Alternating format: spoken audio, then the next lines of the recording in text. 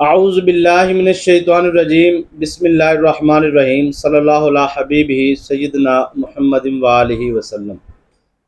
تمام ویورز کو میری طرف سے السلام علیکم ورحمۃ اللہ وبرکاتہ۔ محبت و السلام کا جواب کمنٹ سیکشن میں ضرور دیا کریں۔ بہت ہی پرتاثیر اور مجرب عمل آج آپ کی خدمت میں عرض کرنے جا رہے ہیں، جلالی عمل ہے۔ تو ظاہری بات ہے جب آپ جلالی عمل کوئی بھی کرتے ہیں یا جلالی وظیفہ کوئی بھی کرتے ہیں تو اس میں 100% رجت کے معاملات تو ظاہری بات ہوتے ہیں۔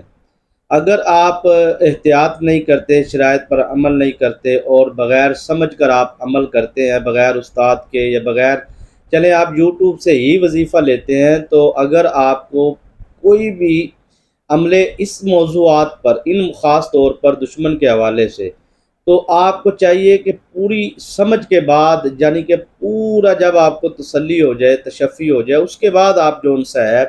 عمل کریں۔ پھر اس سے آپ کو فائدہ یہ ہوگا کہ آپ پر رجت کے معاملات نہیں ہوں گے، نقصانات آپ کو نہیں ہوں گے۔ اور میں آج کل کوشش کرتا ہوں کہ فضائل بیان کرنے کی بجائے یا پھر اور دیگر چیزیں ارد گرد کی بات کرنے کی بجائے صرف اور صرف وظیفے پر فوکس کرتا ہوں اور سمجھانے کی کوشش کرتا ہوں، کیونکہ کثیر تعداد میں میرے پاس بہت سارے ویورز رابطہ کرتے ہیں۔ تو پھر جو میں نے دیکھا ہے، محسوس کیا ہے کہ 99% لوگ رجت کے معاملات میں ہیں۔ تو ظاہری بات ہے جن کے پاس پیسے ہوتے ہیں وہ اس طرح کے معمولات، اس طرح کے اعمال کروا لیتے ہیں عاملین سے، اور جن کے پاس نہیں ہوتے وہ کوشش کرتے ہیں کہ چلو خود کر لیں۔ تو خود بھی اگر کرنا چاہتے ہیں آپ اس طرح کے عمل تو کوشش کیا کریں کہ آپ ذمہ داری سے کیا کریں، پورا سمجھ کے کیا کریں، کیونکہ آپ کا وہ دشمن جو اس حد تک بے ایمان ہو چکا ہے، اس حد تک اس کا آپ پر ذہن بدل چکا ہے کہ اب اس نے جو ان سے ہے، وہ کہتے ہیں نا، یہ مچھلی کے منہ کے اندر تعویذات رکھ کر اوپر سے منہ سلائی کر کے یا اس طرح کے مختلف قسم کے کنڈے کر کے اس نے جناب صاحب دریا میں، کنویں میں، زمین میں یا پتلا بنا کر یا 100 طرح کے شیطانی عملیات ہوتے ہیں۔ تو میں اس پر زیادہ گفتگو نہیں کرنا چاہتا، تو بس اتنا ہی کہوں گا کہ جو دشمن آپ کو اس حد تک آپ کا دشمن بن گیا کہ وہ آپ کو ہلاک کرنے تک تیار ہو گیا ہے، تو زندگی موت تو اللہ تبارک و تعالی جل جلالہ کی ہاتھ میں ہے۔ ثم یمیتکم ثم یحییکم ثم الیہ ترجعون۔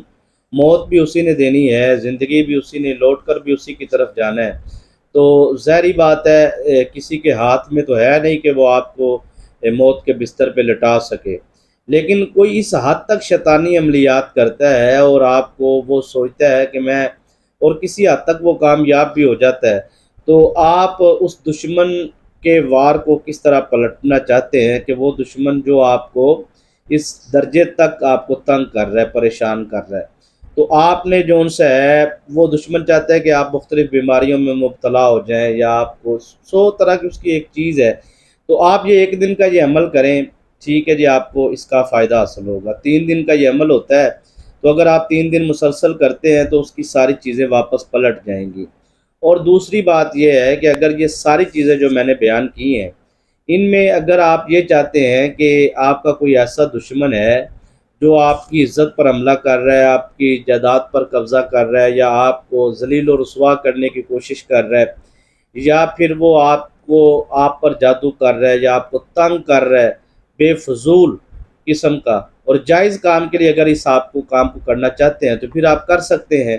اس کی وجہ یہ ہے کہ ناجائز اور حرام کام کے لیے تو بالکل اس کی اجازت نہیں ہے، اگر آپ کرتے ہیں تو اللہ کے دربار میں آپ خود ذمہ دار ہیں۔ تو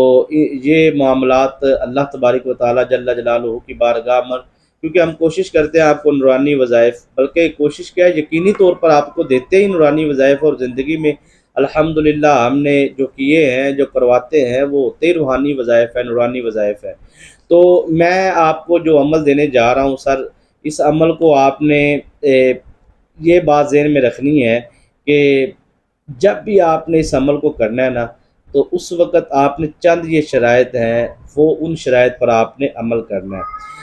ہماری ایک کمزوری ہے جو آپ کو میں اشارتاً عرض کرنا چاہتا ہوں۔ ہماری کمزوری یہ ہوتی ہے کہ ہم علم کروا کر بھول جاتے ہیں یا علم کر کے بھول جاتے ہیں، اس میں رجت کے معاملات ہوتے ہیں۔ عقل مندہ چے اشارہ کافی است،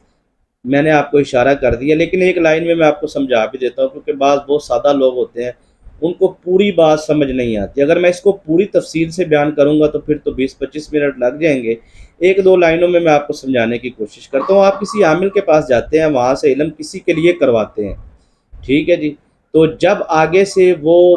کبھی نہ کبھی تو وہ اپنا ٹریٹمنٹ، اپنا علاج کروائے گا نا۔ مثلا میرے پاس فون آتے ہیں اکثر اوقات، تو جب دیکھتے ہیں ابھی ان پر جادو ہے، تو وہ جادو بھی کس قسم کا ہے، تو میں ان کو یہ وظائف دیتا ہوں کہ آپ یہ کریں، یا پھر خود کرتے ہیں، عمل کاٹ کرتے ہیں۔ تو پھر کیا ہوتا ہے کہ وہ جب چیزیں واپس جائیں گی تو وہ کدھر جائیں گی؟ عامل کی طرف تو جائیں گے نہیں، جس نے کروایا اس کی طرف جائیں گے۔ پھر پنجابی چاہتے ہیں، پھر وہ کہتے ہیں یہ اسی پتہ نہیں کیڑی کیتی نوں پھڑے گئے ہیں۔ اکثر یہ جملہ سننے کو ملتا ہے کہ ہم نے تو کیا کیا، ہمیں سمجھ نہیں آ رہی، ہمارا نہ کوئی دشمن ہے، ہم نے کیا کیا، ہم نے تو نہیں سمجھ، مطلب اتنے معصوم بن جاتے ہیں، جبکہ انہوں نے ایک کسی دور میں آج سے 5 سال 10 سال 15 سال پہلے کسی پر کروایا تھا جادو۔ اب وہ کسی عامل کے پاس اپنا علاج کروانے گیا، اس عامل نے اس کا ٹریٹمنٹ کیا، سمجھ آ رہی ہے بات کی؟ اب وہ 15 سال پرانا جو جادو ہے اس کی کاٹ ہو کر پلٹ جب ہوئی تو وہ عامل کی طرف تو گئی نہیں، جس نے کروایا تھا ایڈریس وہی ہے تو وہیں پر چلی گئی، تو پھر کہہ رہی کتنی پھڑی گئے، سمجھ آ گئی آپ کو؟ اب دوسری بات آپ نے سمجھنی ہے، اب یہ ہے، دوسری بات یہ ہے کہ آپ کوئی ایسا وظیفہ کرتے ہیں، آپ کے گھر کوئی مہمان آتے ہیں تو آپ ان کو ریسیو بھی کرتے ہیں، سی آف بھی کرتے ہیں، اور مہمان آ گئے ہیں آپ کے گھر کے اندر، تو اب آپ نے ان کو واپس جو ان سے ہے بھیجنا بھی ہے، تو ہم کیا کرتے ہیں، ہم وظائف کرنے میں اور عبادت میں اور تلاوت میں بڑا فرق ہوتا ہے۔ جب آپ وظیفے کے لیے بیٹھتے ہیں تو پھر موکلات کی حاضری ہوتی ہے، سمجھ آ رہی ہے بات کی؟ پھر اس کے بعد خاص ایک مخلوقات ہے جن کے اللہ پاک نے ڈیوٹی لگائی ہے نورانی کلمات پر، پھر وہ آتے ہیں اور وہ آ کر دیکھتے ہیں کہ اس بندے نے ہمیں کیوں بلایا ہے، تو پھر آپ جو ان سے کام لینا چاہتے ہیں وہ ان کے آپ ذمہ لگاتے ہیں کہ ہم یہ وظیفہ کاری اسی مقصد کے لیے رہے ہیں۔ تب بات ہوتی ہے کہ آپ کیا شرائط پر پورا اتر رہے ہیں، ان کو بلانے سے پہلے ان کی مہمان نوازی کے پورے تقاضے ہیں، اس کے بعد ان کی مہمان نوازی پوری ہوئی ہے اور ان کو واپس آپ نے سی آف پورے طریقے سے کی ہے، سمجھ آ گئی ہوگی۔ میں نے بالکل لفظوں میں آپ سے بات کی ہے، چند لفظوں میں، جبکہ یہ ہر بندے کی بات سمجھ میں نہیں آنے والی، لیکن جس بندے کی بات ذہن میں یہ بات بیٹھ گئی نا، جو میں نے سمجھانے کی کوشش کی ہے، انشاءاللہ العزیز اس پر کبھی رجت کا معاملہ نہیں ہوگا۔ یہ جلالی عمل ہے۔ پہلی شرط تو یہ ہے کہ آپ نے بڑے سے پرہیز کرنا ہے، گوشت سے آپ نے احتیاط کرنی ہے، ٹھیک ہے، بہت ساری باتیں کرنے کو تو سمجھانے کو،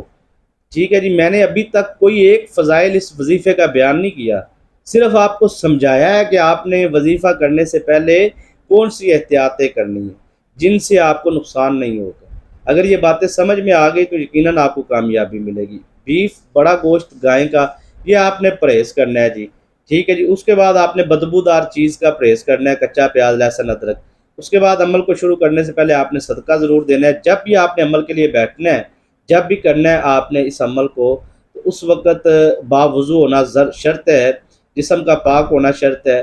جسم کا پلیت نہیں ہونا چاہیے، جسم پاک ہونا چاہیے، ٹھیک ہے۔ اور اس کے بعد جو ان سے ہے، یہی عمل پلیتی کی حالت میں کیا جائے تو کالا ہو جاتا ہے، پاکی کی حالت میں کیا جائے تو نوری ہو جاتا ہے، سمجھنے والی بات ہے۔